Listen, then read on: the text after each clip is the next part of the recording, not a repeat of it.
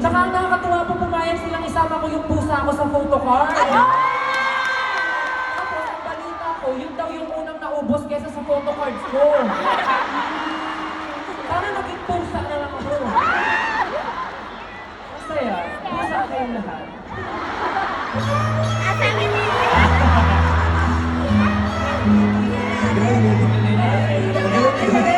Grabe, nakatulog din yung ano. Magaling, magaling, magaling. Oo. Magaling ah. Pero ang ganda nga na nakita natin na Dunkin, isa si hero ng Dunkin sa mga talagang tumupad ng mga pangarap mo, diba?